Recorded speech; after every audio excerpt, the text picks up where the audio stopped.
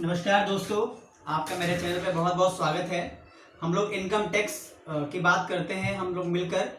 तो इससे पहले हमने 7 लेक्चर्स ऑलरेडी कर लिए हैं। हम लोग कैपिटल गेन्स डिस्कस कर रहे हैं फिलहाल। इसमें से हम लोग आज फिलहाल लेक्चर 8 की बात करेंगे ना। We will talk about 8th lecture today. मेरे बारे में थोड़ा सा अगर आप लोग जानना चाहें तो मैं असिस्टेंट प्रोफेसर हूँ, दिल्ली यूनिवर्सिटी में पढ़ाता हूँ, श्यामलाल कॉलेज में। चलिए, अच्छा ये वीडियोस किस किस के लिए हेल्पफुल रहेगी तो ये हम देख लेते हैं। बीकॉम के लिए, बीबीए के बच्चों के लिए, एमकॉम, एमबीए, इन सब के लिए इतने ही रेलेवेंट रहेंगे, चाहे वो बच्चे रेगुलर के हों, एसओएल के हों, एनसी वेब के हों।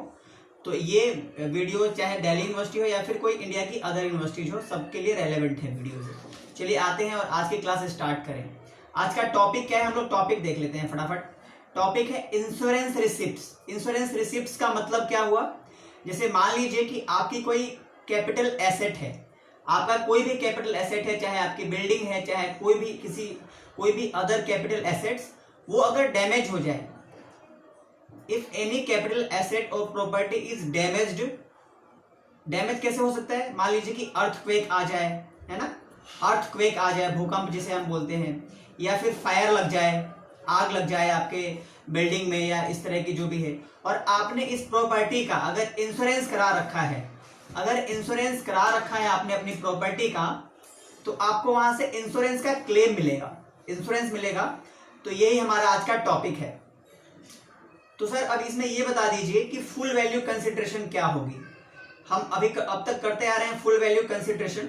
तो यहाँ पे फुल वैल्यू कंसिडरेशन, जो भी अमाउंट आपको इंश्योरेंस कंपनी से रिसीव होगा वही आपका यहाँ फुल वैल्यू कंसिडरेशन होगा। ऐसे बहुत ऑब्वियस भी है, आप लोग इसको खुद भी समझ सकते हैं।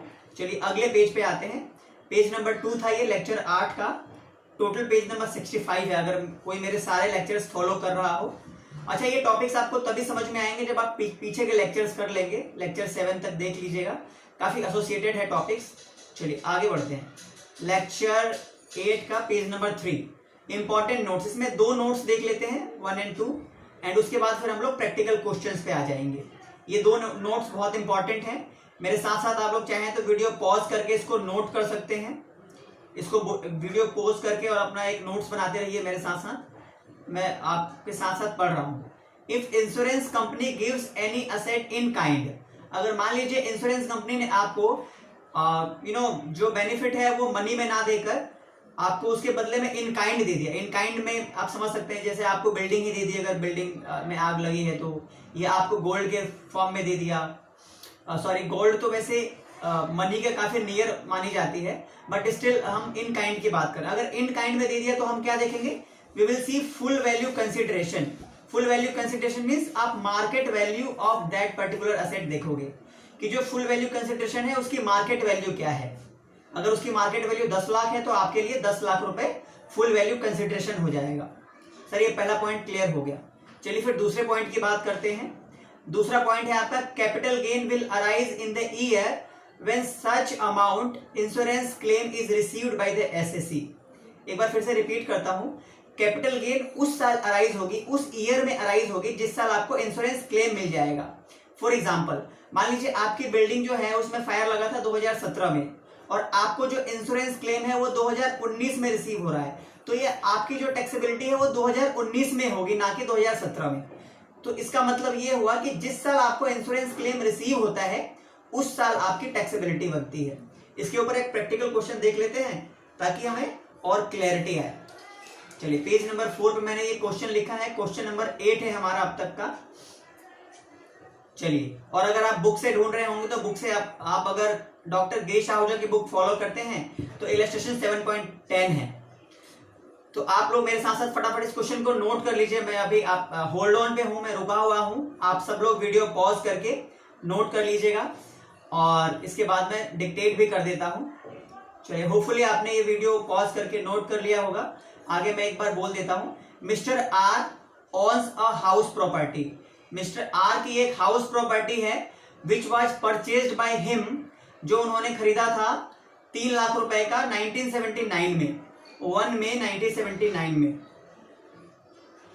आपको शायद वो केस ध्यान आ रहा होगा, ये केस हो गया आपका बिफोर 2001 वाला केस, जब हमारी इंडेक्सेशन वैल्यू स्टार्ट हुई है, नई इंडेक्सेशन वैल्यू 2001 से स्टार्ट हुई है। अगर बिफोर का केस है तो वहां आप अपना शायद अब तक आप समझ गए होंगे, इतने सारे क्वेश्चंस कर लिए हैं हमने। The property was destroyed by fire, property आपकी डिस्ट्रॉयड हो गई, आग लग गया उस प्रॉपर्टी में। ऑन 3/4/2017, 3 अप्रैल 2017 को ये आपके साथ इंसिडेंट हुआ। And R received a sum of insurance, R को 45 लाख रुपए का इंश्योरेंस क्लेम मिला है during the year. During the year means आपको 2017 में ही मिल गया होगा, क्योंकि और कोई ईयर मेंशन नहीं है, तो आप समझ जाइए ड्यूरिंग द ईयर मीन्स जिस साल आपका आग लगा उसी साल आपको इंश्योरेंस क्लेम हो गया।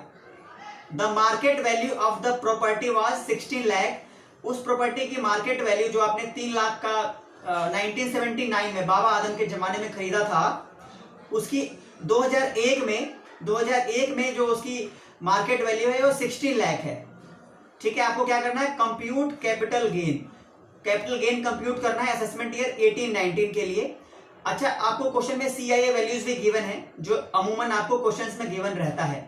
17-18 के लिए आपके पास 272 है और 16-17 के लिए 264 है, इसको भी आप नोट कर लीजिएगा। अब इसका हम अगले पेज पर सॉल्यूशन देखते हैं, page number 5।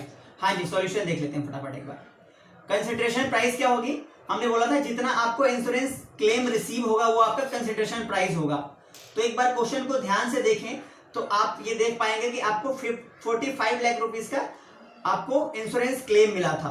So 45 lakh rupees is your consideration price, जिसको हम फेयर वैल्यू कंसिडरेशन भी बोलते हैं, फुल वैल्यू कंसिडरेशन भी बोलते हैं। अच्छा, अब इंडेक्सेशन कहां से करेंगे, हमने देखा था market value of the property on 1 अप्रैल 2001 को 16 लाख थी, तो इस 16 लाख पे आप इंडेक्सेशन करेंगे, इस 16 लाख पे आप इंडेक्सेशन करेंगे। अच्छा, अब आपका ये प्रश्न होना चाहिए कि सर ये हम लोग यहाँ पे असेसमेंट ईयर क्या लेंगे और प्रीवियस ईयर क्या लेंगे। तो आप अगर क्वेश्चन को ध्यान से देखो तो जिस साल आपका इंश्योरेंस क्लेम हुआ है वो आपका था इन 2017, तो आप 17-18 के लिए, प्रीवियस ईयर 17-18 के लिए आप क्वेश्चन सॉल्व कर रहे हो, या फिर असेसमेंट ईयर 19-20 के लिए, असेसमेंट ईयर 19-20 के लिए। तो आप क्या देखेंगे, 17-18 का प्रीवियस ईयर एक बार देखेंगे और उसकी वैल्यू देखेंगे।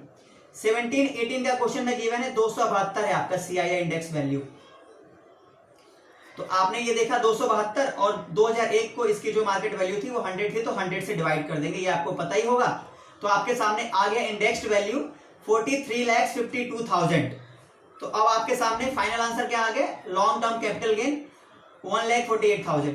सर इसमें और कुछ चीज नहीं दे रखा है तो हम नहीं लेंगे, ऑब्वियस सी बात है कि यहाँ पे एक्सपेंस ऑन ट्रांसफर भी गिवन नहीं है, यहाँ पे इंप्रूवमेंट भी नहीं है, तो इन सबको आप छोड़ देंगे, या फिर इनको आप लिखे ना भी लिखे तो भी चलेगा, लिख के आप चाहें तो डैश कर सकते हैं।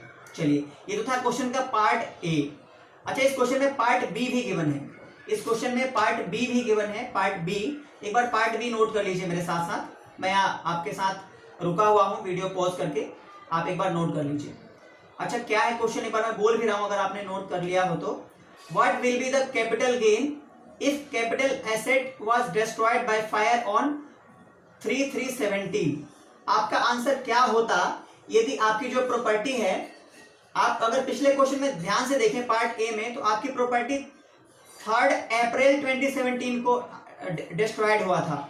अभी ये आपके क्वेश्चन का कंडीशन चेंज कर रहा है, 1 महीने पहले यहाँ कह रहा है 3 अप्रैल की जगह 3 मार्च को ये अगर होता तो क्या होता।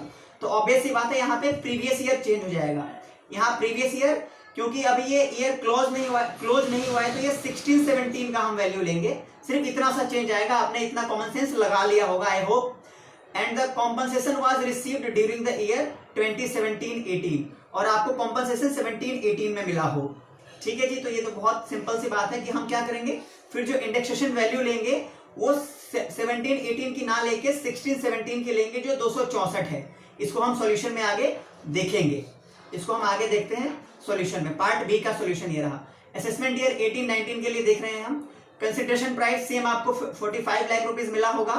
अच्छा, आप इसमें क्या देखेंगे, आप इंडेक्स्ड वैल्यू देखेंगे। इंडेक्स्ड वैल्यू कितनी है, इंडेक्स्ड वैल्यू आप देखेंगे 16 लाख, जो कि आप यहाँ पे 1 साल पहले का, यानी प्रीवियस ईयर आपका कौन सा रहा था इस बार। सर हमारा प्रीवियस ईयर आपने बताया कि इस बार 16-17 होगा, है ना। तो 16-17 का जो प्रीवियस ईयर है उसका जो वैल्यू है वो 264 है, अपॉन में 100 करेंगे, आपके सामने ये आंसर आएगा। इसमें से ये माइनस कीजिए, आपके सामने आ जाएगा long term capital gain 2,76,000। I hope कि आपको ये समझ में आ गया होगा पार्ट बी भी। अच्छा, इसके साथ फटाफट हम वर्किंग नोट लिख लेंगे। वर्किंग नोट लिखते हैं इसका, पार्ट बी और पार्ट 1 का। Although the asset was destroyed on 3 March 2017, यानी प्रीवियस ईयर 16-17 था, there will be no capital gain in that year. Obvious सी बात है कि आपकी जो प्रॉपर्टी है वो डिस्ट्रॉयड होगी, इससे हमें मतलब नहीं है। हमें क्या देखना होता है कि इंश्योरेंस किस साल रिसीव्ड हुआ। तो यहाँ आप देखेंगे कॉम्पनसेशन वाज रिसीव्ड। कॉम्पनसेशन क्या था यहाँ पे? Insurance claim. तो आपको जो इंश्योरेंस क्लेम है वो कब रिसीव हुआ है उस पे देखेंगे आपको रिसीव हुआ था ड्यूरिंग 17-18। तो इसीलिए 16-17 में आपका कोई कैपिटल गेन अराइज नहीं होगा। ये पॉइंट हमने यहाँ लिख के दिखाया है। Point number second, the capital gain will arise in previous year 17-18 but indexation will be done till the year of destruction. अच्छा, एक बात और ध्यान रखना है, आपको इंश्योरेंस से क्लेम तो मिला है 17-18 में, लेकिन हम इंडेक्सेशन कहां तक की करेंगे? जिस साल आपकी प्रॉपर्टी डिस्ट्रॉयड हुई थी। और डिस्ट्रॉयड कब हुई थी? डिस्ट्रॉयड हुई थी आपकी 3 मार्च को, यानी 16-17 में हुई होगी। तो आपको रिसीव हुई 17-18 में, लेकिन डिस्ट्रॉयड हुई 16-17 में। तो हम 16-17 तक की वैल्यू ही कंसिडरेशन में लेंगे, यानी आपकी जो इंडेक्सेशन है वो 16-17 तक ही होगी। ठीक है sir, till the year of destruction, जो कि आपकी प्रीवियस ईयर 16-17 है। आई होप कि आपको समझ में आ गया होगा। मैं ये 8th लेक्चर इतना ही रखूंगा आज के लिए, इस वीडियो में इतना ही। अब हम इसके बाद सिर्फ 2 लेक्चर मैक्सिमम और करेंगे और हमारा पूरा कैपिटल गेन्स खत्म हो जाएगा। हमारा जो कैपिटल गेन है इसमें मैं मैक्सिमम 2 लेक्चर्स और बनाऊंगा। मैं 2 लेक्चर्स और बनाऊंगा मैक्सिमम, इसी में हमारा पूरा कैपिटल गेन कवर हो जाएगा। तो लेक्चर 8 इतना ही। आप सबका बहुत बहुत धन्यवाद अपना बहुमूल्य समय देने के लिए और हमारे साथ हमारे चैनल पे कुछ इन्फॉर्मेटिव सीखने के लिए। Thank you.